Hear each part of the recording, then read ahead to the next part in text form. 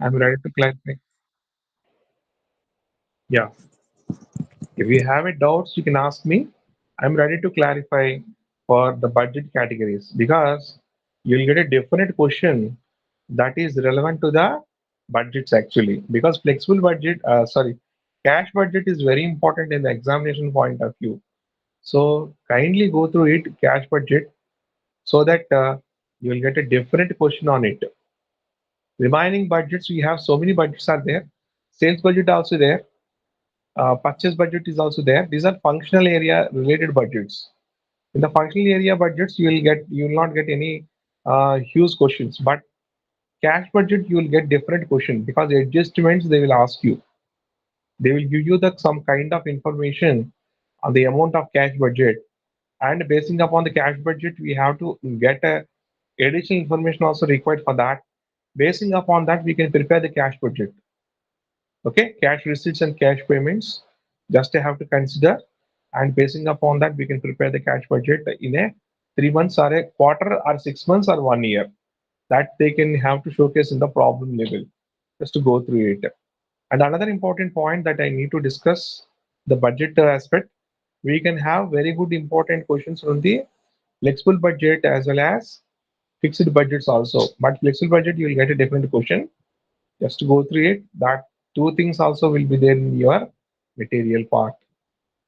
Okay.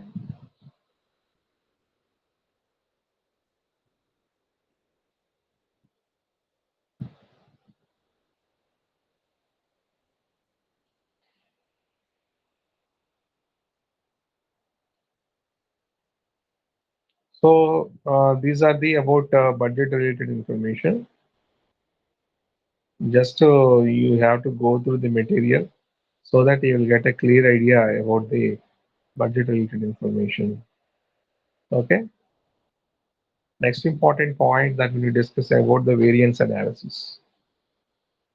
Variance, we had three types of variances: material, labor, as well as overheads. Variance means actual level of activity and estimated level of activity. We have to compare. For that comparison, we can use the variance analysis. We have a variance like cost variance, sales variance, direct material variance, direct labor variance, as well as overhead variance. That we have very clear idea about in the material. Variance means actual activity and predetermined activity. We have to go with the comparisons. Is there any deviation for that? Is there any things should be happened for that? That we can go with the variance analysis. Okay. So up to this, yeah, do you have any doubts? You can ask me. I'm ready to clarify. We will discuss after your doubts. Okay. Just ask me the doubts so that I can able to answer it, and so that you can able to understand it properly. Okay. Just understand the doubts from the concept side. Like financial accounting, you can ask doubts, or you can ask doubts from the cost accounting also, or maybe management accounting also. I'm ready to clarify you so that we can go with the next further things we need to discuss.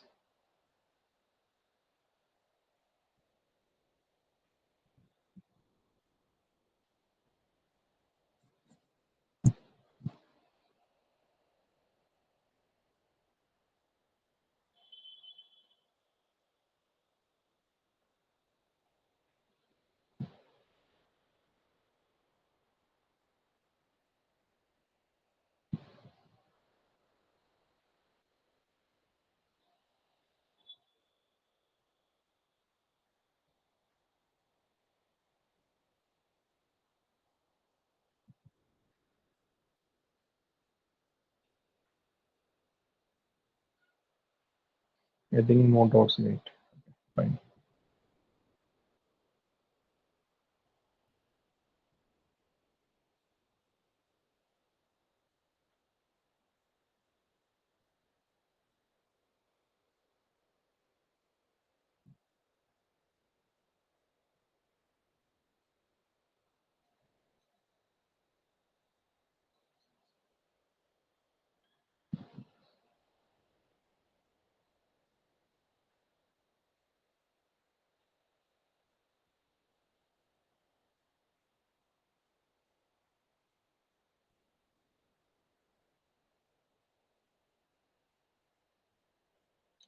So the next important part that we need to discuss about the variance analysis. Uh, we have material variance, wages variance, overhead variance. There are three important variances. As of now, that material we have a price, quantity. Okay, wages we have a rate and time. Overheads we have volume and efficiency. These are the three important estimated things as per the variance is concerned. Okay, so variance analysis we had a formula based analysis here. Again, we have multiple formulas we need to apply in the variance analysis. So please go through it and have doubts, look on it and let me know.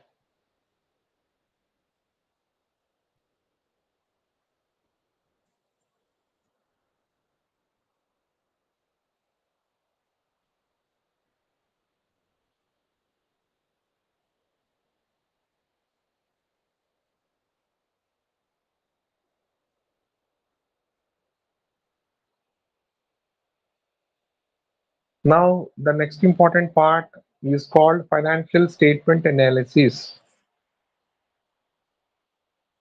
So, financial statements are three types: trading account, first one; profit and loss account, second one; third, balance sheet. These are the three kinds of financial statements.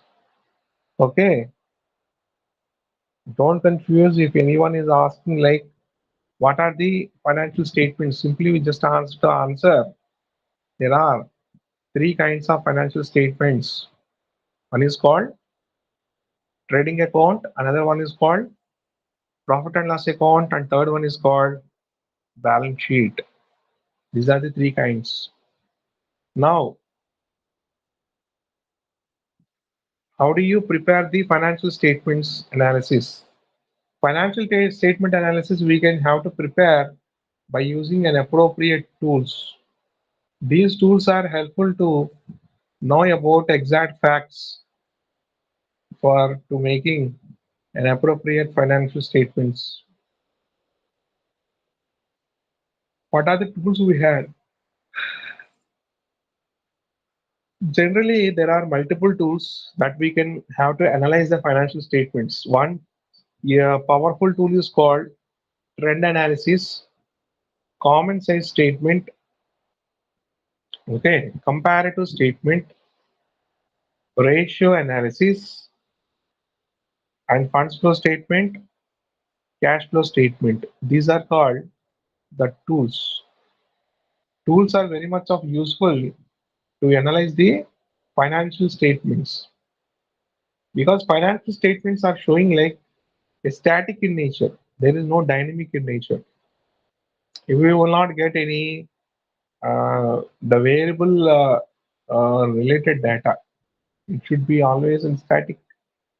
So static financial statements will not give you a adequate picture into the firm. So that it is necessary to add another important analysis tools that may be useful to determine analysis of a financial statements.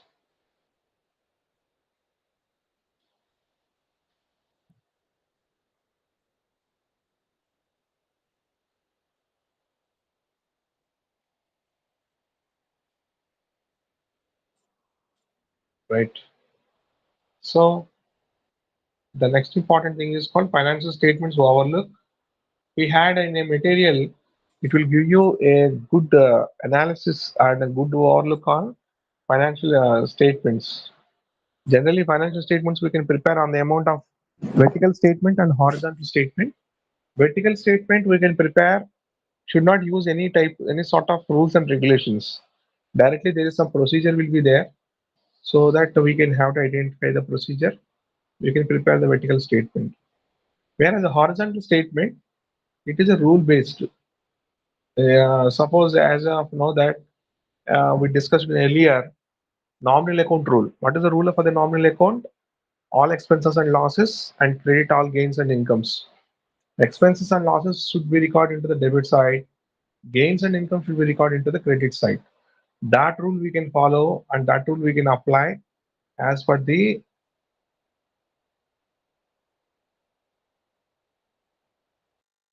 analysis. So at the end of the day, we have to prepare the statements.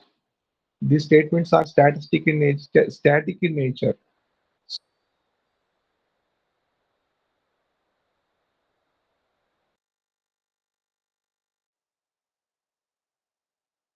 So that we can have to convert the dynamic in nature. That's the reason. Okay.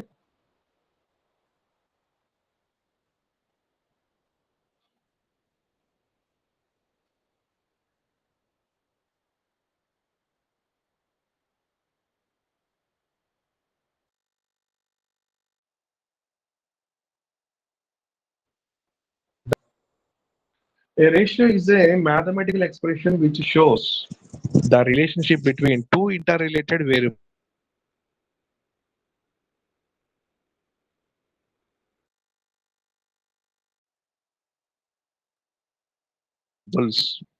Generally, ratios are of the firm. So here, what happened? We can have to apply different numerical formulas to find out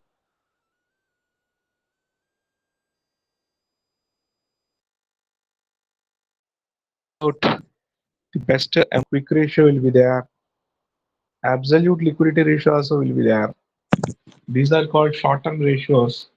Will define how the firm is able to meet the current obligations. And long-term ratios like more than period of the 1 year time, like we had uh, the long-term ratios like the solvency ratio, okay, as well as debt equity ratio. We had a long-term ratios what we had.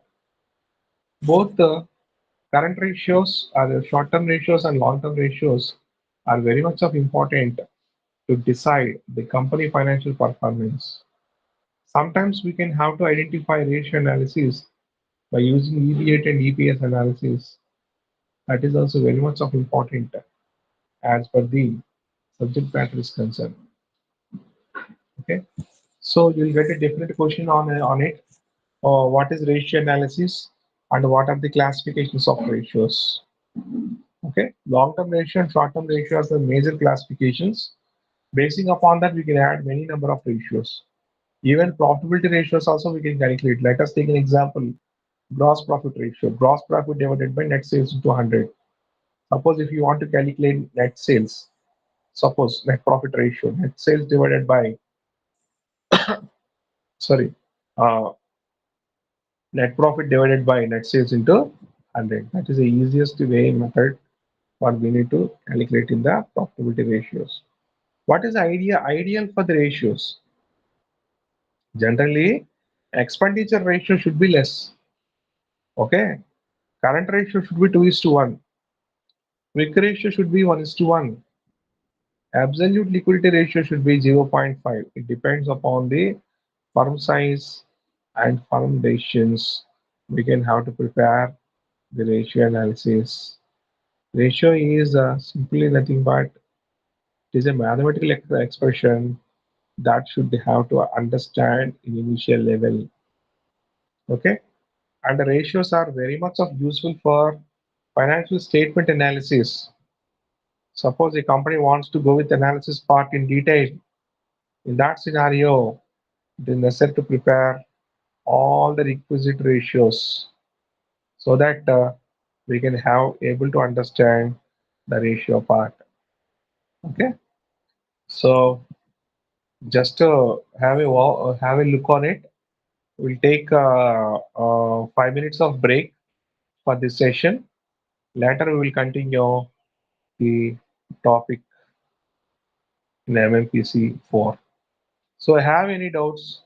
Just ask me. I'm ready to clarify. Okay, fine.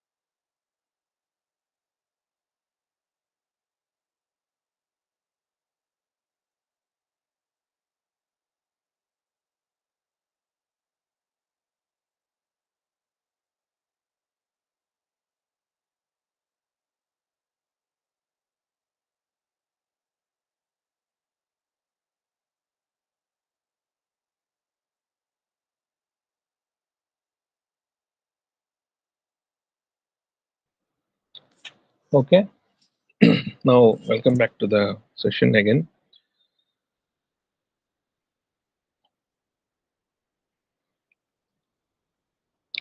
Just to have a overlook on it, like different kinds of ratios, what we have, like current ratio, quick ratio, absolute liquidity ratio, profitability ratios. Also, we had like gross profit, net profit. Okay, and as well as operating ratios. We have to discuss like administrative ratio, selling ratio, selling distribution expenses ratio. Okay, EBAT, EPS analysis. We had different kinds of ratios. All the ratios are very much of important to predict the firm financial ability. Suppose if the company wants to predict the firm size, firm financial ability, generally it is necessary to apply the ratios. Ratio is a one type of tool, analysis tool. Don't be confusion. Statements are two. The statements are three. That is constant. Like trading and profit and loss account and balance sheet. These two are the statements. The analysis are helpful to predict predict the company financial performance. Generally, like suppose a company wants to predict the profitability analysis. For the profitability analysis, what happened? It is necessary to consider about the past data, past 5 years data. Okay. Suppose if you are observe 5 years profit, easily we can find out the ratios because profit we have to incorporate into the ratio. Suppose gross profit you are identified, so net sales you have a value. So gross profit divided by net sales into 100 is called gross profit ratio. What is the percentage of gross profit on the amount of sales volume? Let us take an example. Suppose a company wants to know about the net profit ratio. How do you calculate the net profit ratio? Net profit divided by net sales into 100 again. Okay. Is there any ideal for the profitability ratios? No. If higher amount of profitability indicates, ratio indicates better indication to the firm. That means volume of the profit is more on the amount of sales. Suppose if 100 is a sales, 40 20 percentage as a profit. That means out of 100 worth of sales, 20 is incurred as a profit. That is easy understanding level. We can go with the profitability ratios or ratio analysis. Suppose a company wants to know about the current obligations, whether the company is meeting the current fulfillment or not. That means, let us take an example. A company having current liabilities. Current liability means it is necessary to clear the debts within a period of 1 year. It's called current liability. First example, like a company is procured the raw material from the supplier. Okay. So supplier, what happened? He will allow a credit limit to the company in a certain months and a certain weeks. And basing upon the company brand and goodwill, everything is a considerable element while allowing to the a credit limit to the company. Suppose outsider person wants to justify or wants to judge company is able to pay on time or not. Company is able to pay on time or not. In that scenario, what happened? It is the easiest method is called ratio analysis only. We can easily have to give one ratio to decide the company performance and the company financial activity. That is called activity ratio. Again, we can go with the creditor turnover. Okay, how long the company is able to pay the creditor. Okay, as well as debtor turnover is also one of the important ratio. That thing is mixed with the ratio. Suppose a creditor turnover is indication for firm is able to pay on time or not. Data turnover is an indication for the firm is getting clear debts or not from the outside. That is called data turnover. Suppose a customer is there. Okay, customer is purchased some products from your company Let's take an example. Now, customer is not able to pay 100% of money to you. He will pay only 80% and 90% sometimes. Suppose a retailer is a customer is there. He is only paying 80% of cash at the initial transaction. Later, he promised to pay 20% for the next day or next week.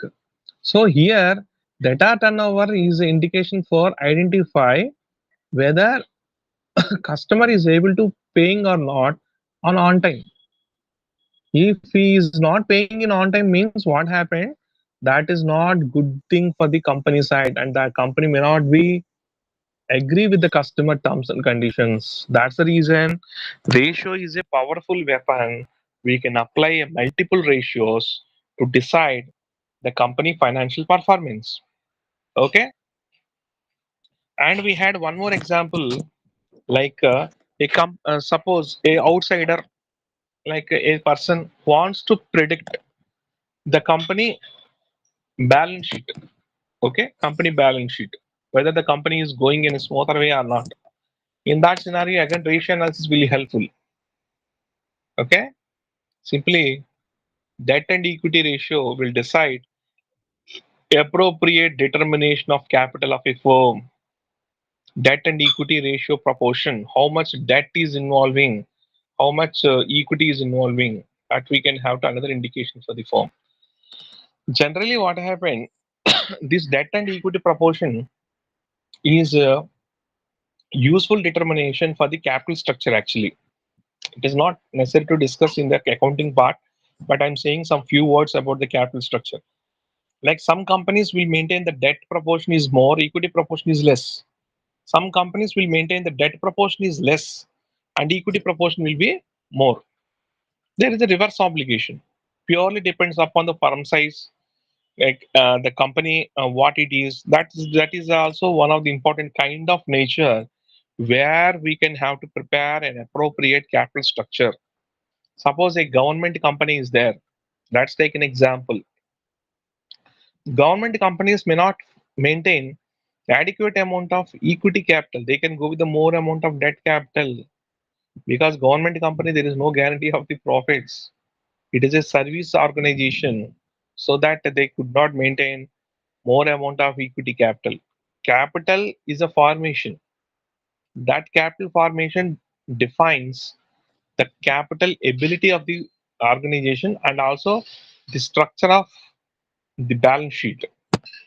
That's the reason debt and equity should be another important indication for the ratio analysis. Ratio is an application actually that we can apply in a multiple domains, not only for identifying a short-term obligation, that should be applicable for the multiple domains. Okay, that's it. And any more other statements we had? Yes, we have income statement, comparative statement, trend statement. Comparative statement means we have to compare the past year data and present year data, just a comparison by using the ratios. Difference, so we just have to consider, and basing upon the difference, base year I have to consider, and the change element I have to consider, so that it is easy to compare from the past to current year. Let us take an example. Last year sales is 1 lakh. This year sales is 1 lakh 20,000. So what is the comparison here? The 1 lakh sales increased to 1 lakh 20,000 and the change is 20,000. That means it's a 20 percentage of the base year. That is easy to compare. That we can consider as a comparative statement. And another important statement that we can generally use in the financial statement analysis is called common sense statement. In the common sense statement, what happened?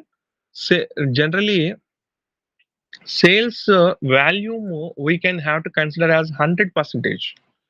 For 100 percentage of sales, what is the remaining percentages we have to calculate? That is called common size. Let's take an example. Gross profit is 20 percentage on the sales volume. So the value just have to convert into the percentages. Okay. Gross profit is let us take an example on 1 lakh amount of sales. The gross profit is 20,000. That means 1 lakh sales is 20,000 gross profit means the sales will be 80 percentage and 20 is included as a gross profit. That we can have to understand as a common sense statement. Common sense statement is nothing but it is a comparison statement, similar kind of comparison, but volume of sales will be considered as are treated as 100 percentage. The sales is a basic origin for common sense statement. Basing upon the sales, we can have to justify the remaining volumes. Like administrative expenditure, what is the percentage of administrative expenditure on the amount of sales? That we can have to calculate. Selling expenditure, what is the selling expenditure on the amount of sales? That we have to calculate. So all the expenditures, all the revenues will be calculated on the amount of the sales. Okay, sales should always be 100 percentage and remaining part should be changed according to the nature of the activity. Suppose the nature of the activity will be increases, automatically sales volume we have to deduct. Okay, that we can go with the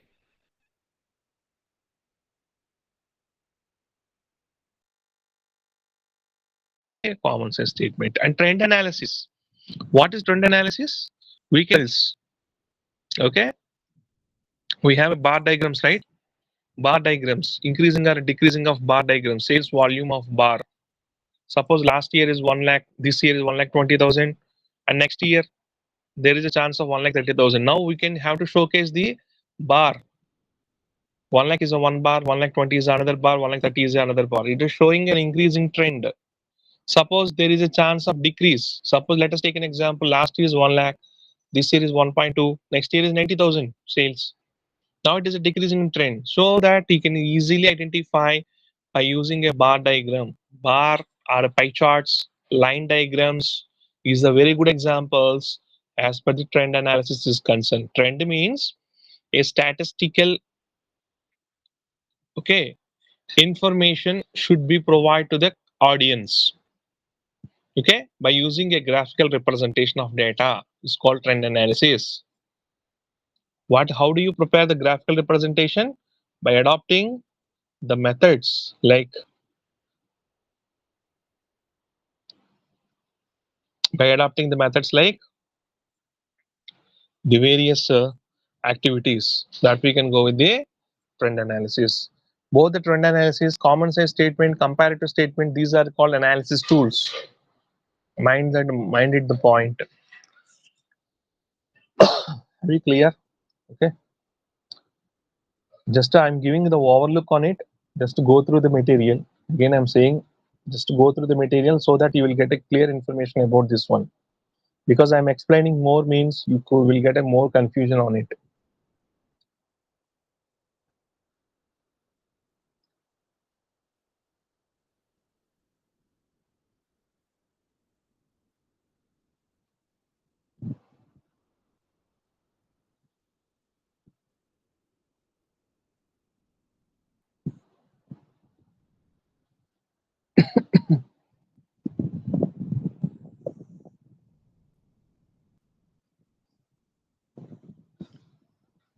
So next important point is called understanding of annual reports.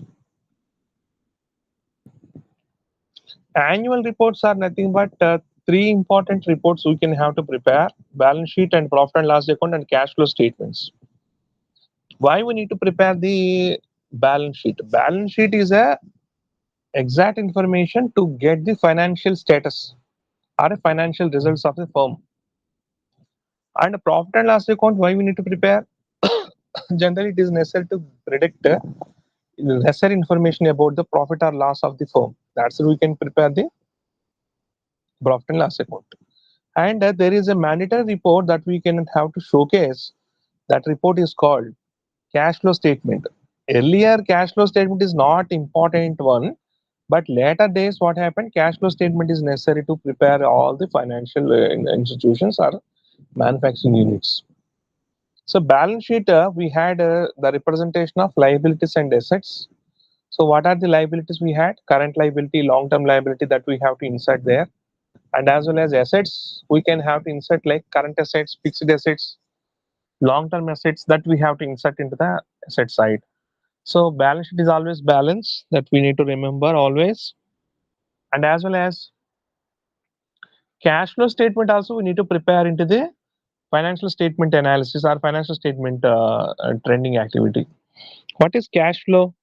Cash flow is nothing but the cash inflow and outflow of funds. Generally, cash flow means cash inflow. What happened? How the cash is coming in the organization, and outflow where we can apply the where we can have to apply the cash outlay. That we two things have to elementary things that we need to observe as per the cash flow statement. Okay, cash flow and funds. Cash flow is necessary to prepare. Funds flow is not necessary to prepare because funds flow means it is a another important statistical tool, financial tool that we have to judge the analysis of the firm. Fund is a working capital, flow is a movement. The corresponding working capital change is nothing but funds flow statement analysis. So it is not a necessary statement. Cash flow is a necessary statement that we have to exhibit, but funds flow is not necessary. So funds flow we can have to showcase into the analysis part, not in the statement information, because statements we should not be represent as the funds flow statement. Okay, so both the financial statements are very much of useful as per the firm aspect is concerned. Right.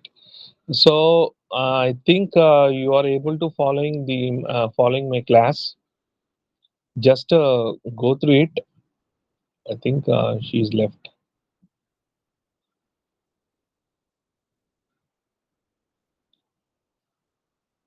So I will continue the another session.